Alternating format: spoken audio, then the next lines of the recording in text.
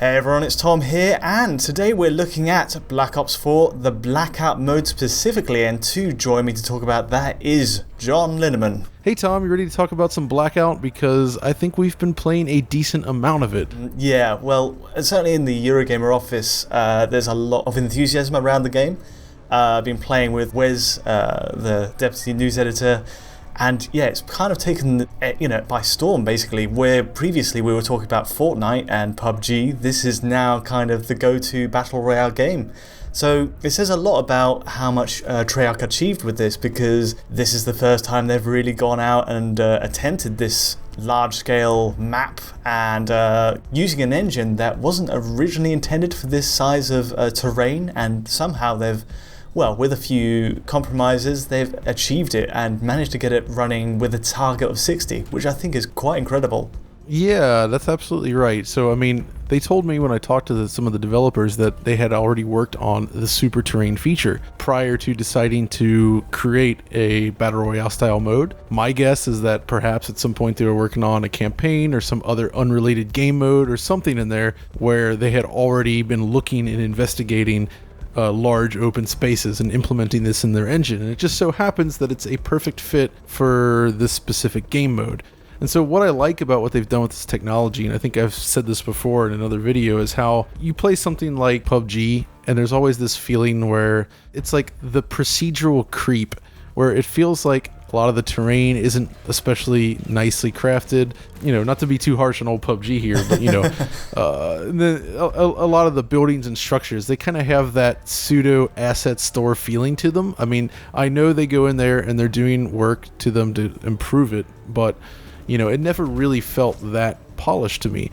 And so, you know, obviously Fortnite's pretty polished, but that's a totally different aesthetic. Oh, totally. Call of Duty Black Ops 4 is going straight for the realistic military style of a PUBG, and I think they pull it off really well. It is PUBG from the first person with more polish, and it's, you know, with the Call of Duty engine underneath it, where previously it's been Unreal Engine 4 on Fortnite and PUBG. So yeah, and that's what's cool. So this couldn't have been in development that long, right? Because PUBG only came out last year and earlier in the year, and yet here we are with this, right? It has to be kind of a last minute sort of adaptation, because we saw it in the beta even. I don't know if you tried it much during the beta. I did, yeah. It was kind of like, it felt like they were working things out and fine tuning, like the armor was too strong, and you know, in terms of player counts, it went from 80 to 88 to 100.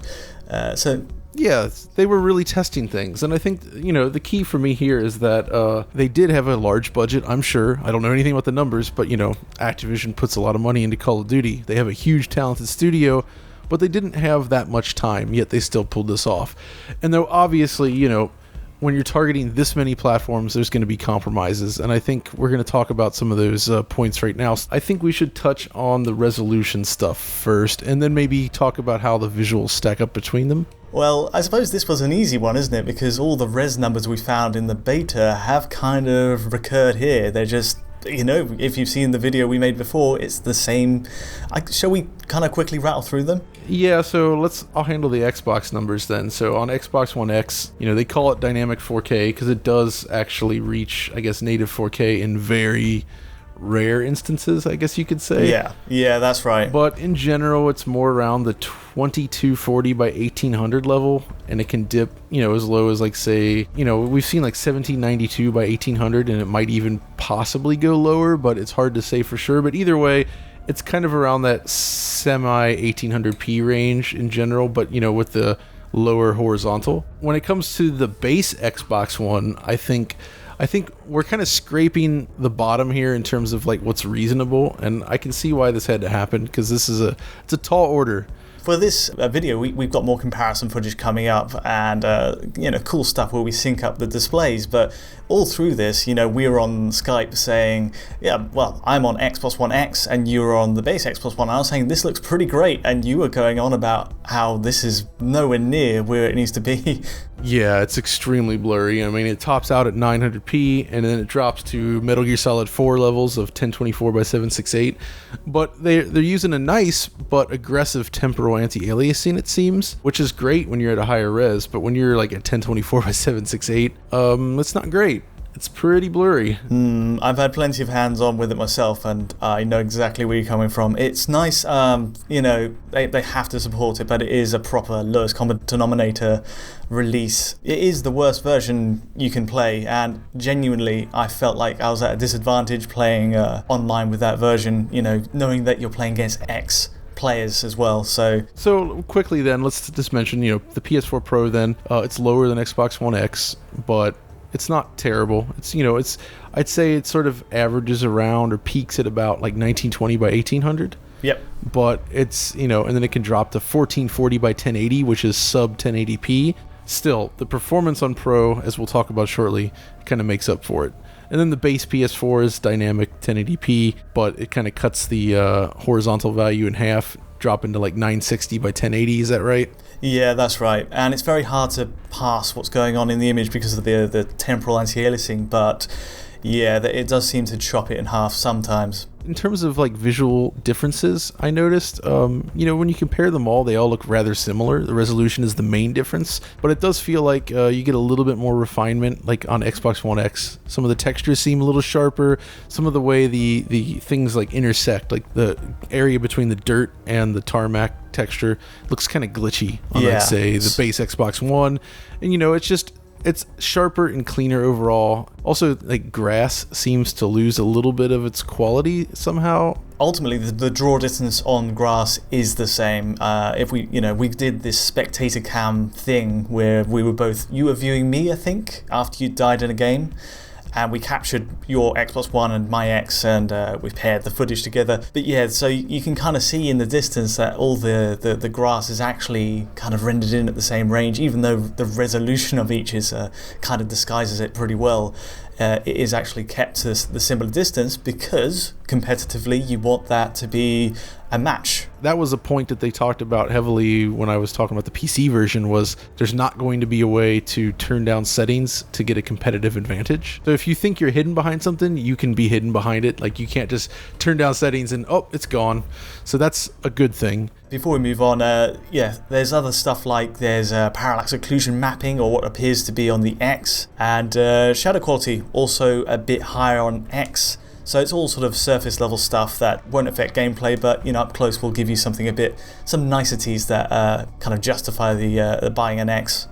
But yeah, I mean, really overall, I don't think there's a huge visual difference there outside of the resolution, and there's other little things. And honestly, you look at it, it's not necessarily like a stunner, but over time I've really grown to appreciate the kind of smaller details that they have going on in here. Like, it's just a nice, clean, sharp looking game, at least on the upper platforms in the PC.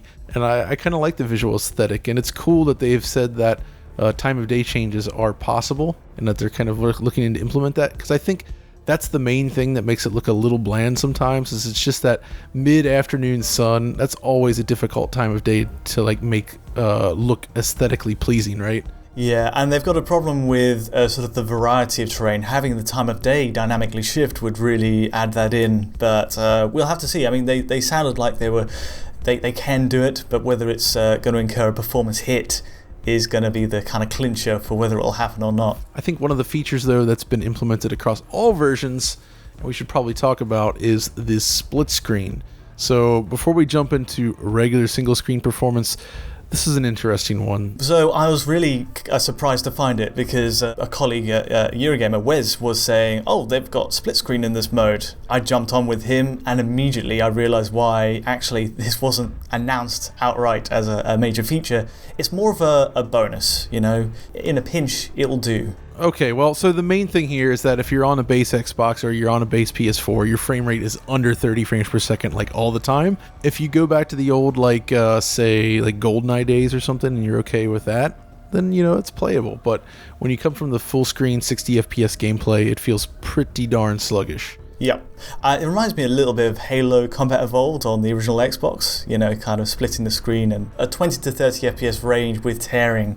And that tearing in this game is always on the top screen, obviously. It's only in the top 25%. So you're kind of going to have a worse image quality overall if you go for player one. So about the image quality on base consoles, this is a weird one. So basically the base PS4 and Xbox One both run at a native 1920 by 1080, even though the regular gameplay seems to run at dynamic 900p on Xbox One. They're both just straight 1080p here. But you've noticed obviously they're pillar boxed on either side. And what Treyarch is doing here is they're actually scaling down that 1080p image to a 1536 by 1080 window. So that's 540 high for each player, and you get kind of a super sampling effect on the horizontal axis there. So yeah, it's a weird kind of setup. So meanwhile then there's the kind of top end consoles, the enhanced consoles, and X, if you're running split screen, runs at a native 3840 by 2160, but it doesn't do the super sampling trick. It just sort of pillar boxes it, and you end up with a 3072 by 2160 image. And Pro kind of does the same thing, but it's 2560 by 2160 and no super sampling again, but it pillar boxes it again to 2048 by 2160.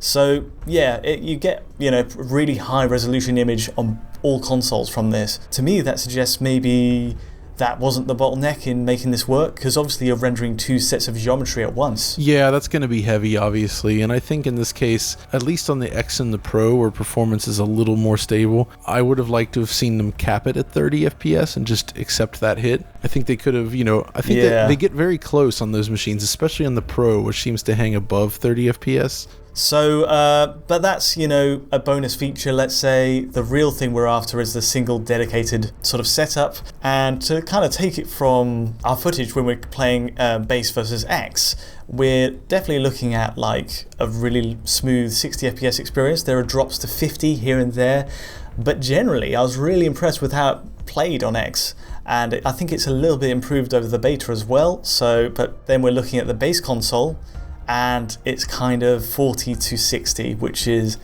a long way away from where it needs to be. This is really pushing it, obviously, but in the heat of action, that's kind of the range you're looking at, 40 to 60 FPS on a base Xbox One. Yeah, and you know, I guess my greater issue there is it just kind of felt overall stuttery on the base Xbox One compared to every other version in such a way. Like, it is still technically playable, but the level of performance that you get during the heated battles and the extra blur from the low resolution, I mean, I feel for them. Like, it almost feels like the base Xbox One is a bit of a ball and chain situation. Like, you have to target it because a lot of people are still using it, but it's just it's kind of too far behind in a lot of ways, and we're really getting those borderline experiences now. So I mean, it's still very playable, all things considered, but it really isn't amazing on there. Whereas on the X, I think it looks and plays really nicely, and it does hold 60 FPS more often than not, and it's quite sharp while doing so. So I would be very happy playing it on the Xbox. And over on the PS4,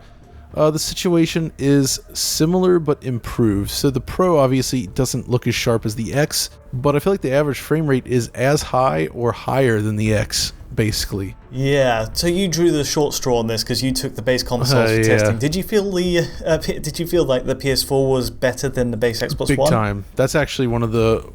That's the most significant difference for me in this, is that the base PS4 version, while quite blurry, though not as blurry as Xbox One, the average level performance feels higher. Like, it's still not great, especially like there's this scene here in the field where we're running around and it's really kind of struggling to hit 60. Average level performance isn't that bad, and it does feel better than what we saw on the base Xbox One in general, but it's still not optimal. Whereas the Pro is, again, looking at the footage and what I've played of actually on the Pro as well, it's pretty decent. It's not bad. They did a nice job with it. If you got Pro and X, it feels like this game was built with those in mind. But yeah, so there you go. That's kind of the way it pans out across all four. Kind of a revisit of the beta, which had, I think, a little bit worse results when it came to frame rate, but the res has kind of stayed the same, it seems like. Anyway, thanks so much, John, for joining me for this roundup. Sure thing, Thomas. And if you did enjoy this video, do feel free to give us a like or subscribe, and remember to hit the bell if you want to get notifications as any of our videos land. Then there's also our Patreon. If you fancy seeing the original source file to this video, we've got that there on digitalfoundry.net. But from me and John, thanks for watching.